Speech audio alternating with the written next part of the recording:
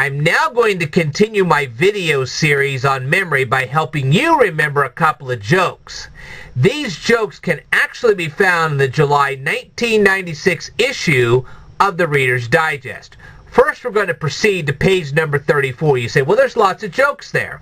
Well, when I start discussing this joke, you'll recognize it almost immediately. Okay, the first thing I want you to imagine is a large female statue. Okay, we're going to place this at the center of a gymnasium. Why are we going to do this? Because we're going to have a high school prom in this gymnasium. There is a note attached to this large female statue. It's bronze, okay? So you have this large bronze female statue, you have a note attached to it, and everybody that's trying to dance at this high school prom is soaked because it's raining inside the gymnasium. And that's how you're going to remember the joke. Now, how are you going to remember the joke's author? And this could be just as important as remembering the joke itself. Okay, let's start with her first name. How are you going to remember her first name? Well, there's a couple ways you could do that. Number one, you could think up the title of a Stephen King novel. Yeah, if you think through all the titles of all the Stephen King novels, you will find one that has a female name. Okay? So, that's one way you could do it. Or the other way is you could think of the first name of the main character of a book that was written by none other than Candace Bushnell.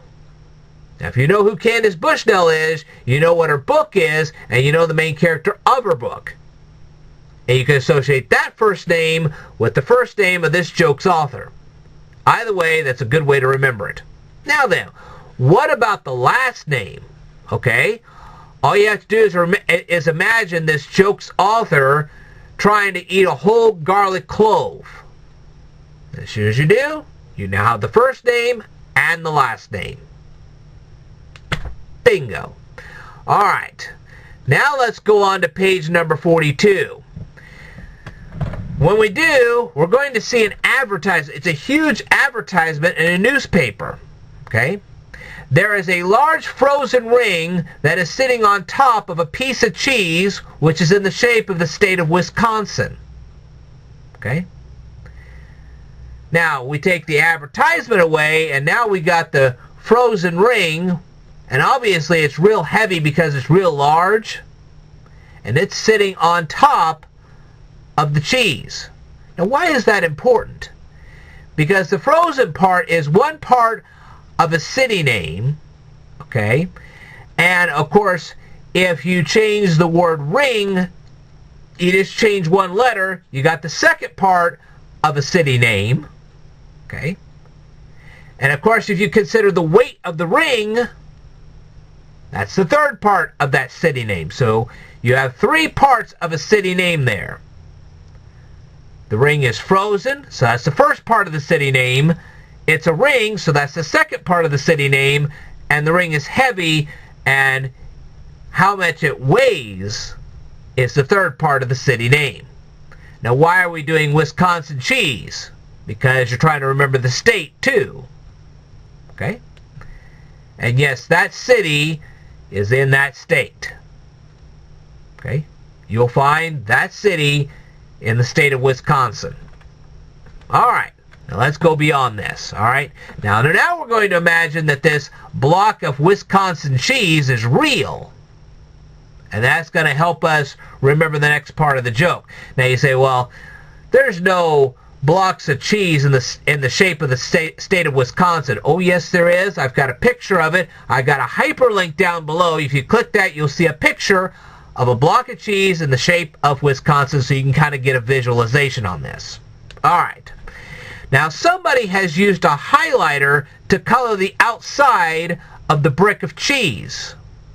That's kind of gross, but anyway. Alright. We're going to get more gross when we get on with this. Alright, now we have a kid. He's probably 12, 13, maybe 14 years old. Who cares? Alright? Now, he starts eating the brick of cheese. Now, when does he eat the brick of cheese? Well, he starts eating it while he's riding his 5-speed bike. Okay, he has a 5-speed bike, and he's riding it, and he's eating this brick of cheese. Okay?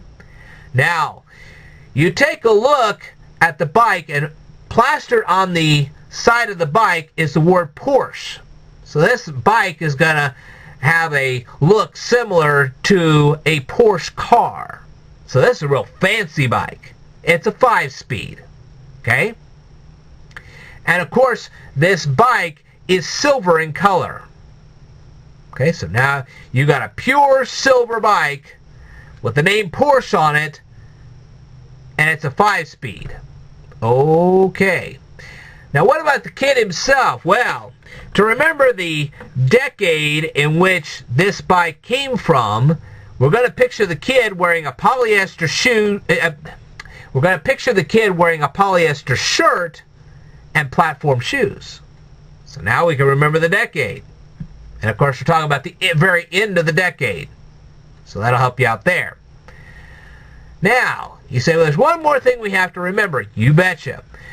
He's riding this bike going uphill on an alpine mountain. He's going uphill on an alpine mountain, riding this silver bike with the name Porsche on it, and it's a 5-speed. And of course, he has this polyester shirt and platform shoes. Now, if you can get all this picture in your head, you can memorize the joke. Like I said, it's on the bottom of page number 42 if you want to take a look at it. And to see this brick of Wisconsin cheese, you can take a look at the link, the hyperlink that I have below, that we can visualize all this. Now you say, well, why do we have to remember that the cheese was colored on the outside by a highlighter? Well, because that's the name of the newspaper. See? All right. Cool, huh? All right, I will tell you more in a future video. I want you to stay tuned.